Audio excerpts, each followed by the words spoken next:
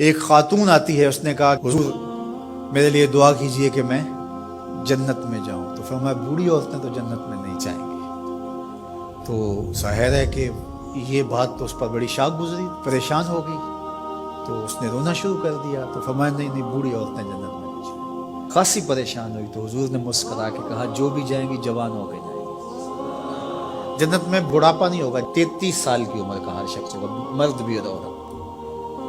جردن مردن, داڑھی بھی نہیں ہوگی, مونچھیں بھی نہیں ہوگی, اور صرف انبیاء علیہ السلام کی کچھ ذوات ہے اعزاز کے طور پہ جن کی داڑھی ہوگی, باقی جردن مردن فرمایا گیا ہے. 33 سال کا عنفوان شباب, جوانیاں, تو بوڑھا کوئی بھی نہیں ہوگا. تو کہا کہ بوڑھی عورتیں تو جنت میں نہیں جائیں گی. اس طرح ایک شخص آیا, اس نے کہا جناب میں نے سفر پہ جانا ہے اور مجھے کوئی اونٹ عطا کر دی. تو میں تو اونٹ کا بچہ دوں گا.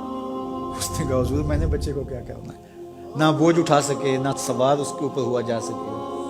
کہا میں تو بھائی بچہ ہی دوں گا. اس نے کہا حضور مجھے کوئی اونٹ دے دیجئے, میری ضرورت ہے. فرمایا میں تو بچہ ہی دوں گا. تو وہ بڑا پریشان ہوا. فرمایا مجھے بتا کوئی اونٹ ایسا ہے جو کسی اونٹ کا بچہ نہ ہو.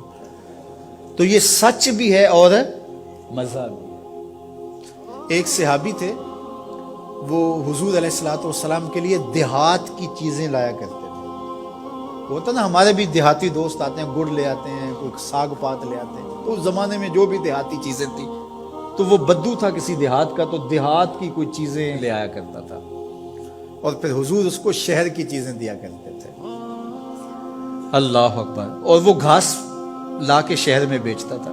تو ایک دن وہ بازار میں گھاس رکھ کے بیچ رہا تھا. حضور علیہ السلام چپکے سے پیچھے سے گئے اور اس کی آنکھوں پر ہاتھ رکھ لیا. اس کو ہماری زبان میں کہتے ہیں کولی بھرنا. کیا کہتے ہیں؟ کبھی آپ نے بھی کسی دوست کی کولی بھری ہوگی نا, جب کوئی آپ کا بڑا گوڑا دوست ہو, اس سے آپ کا ہلکا پھلکا مزاح بھی ہو, تو آپ پیچھے سے آ کے چپکے سے اس کی آنکھیں بند کر دیتے ہیں. آپ دیکھنا چاہتے ہیں کہ یہ ہر وقت میرا ذکر کرتا رہتا ہے, میں دیکھوں کہ اب اس کے لب پہ سب سے پہلے کس کا نام آتا ہے. ایسا ہی ہوتا ہے نا کہ بندہ پوچھتا ہے کہ کس نے میری آنکھوں پہ ہاتھ رکھے ہیں, اور انسان کے دماغ میں پہلے وہ نام آتے ہیں جن سے وہ بڑی محبت کرتا ہے. تو کولی بھرنے کا مقصد ہی یہ ہوتا ہے کہ میں دیکھوں کہ میرا نام کس نمبر پہ آتا ہے, اور اس کی کوشش ہوتی ہے کہ میں پہلی مرتبہ ہی بوجھ لوں. اللہ اکبر. تو حضور نے آ کے کولی بھر لی.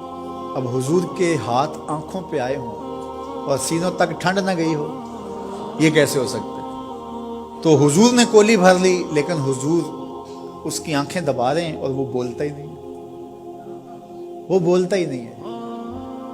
اور میں کہتا ہوں اس نے کبھی بھی نہیں بولنا تھا. سفنے دے وچ ماہی ملیا, سفنے دے وچ ماہی ملیا تے گل وچ پا لیاں باواں.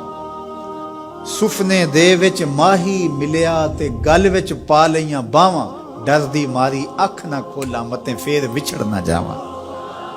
حضور آنکھیں دبا رہے ہیں, وہ آنکھیں نہیں کھولتا, بلکہ اس نے کیا کیا, اپنی کمر کو پیچھے کر کے حضور کے سینے سے جوڑ کے رگڑنا شروع کر دیا. پھر حضور خود ہی بولے, فرمایا اس غلام کو کون خریدے گا؟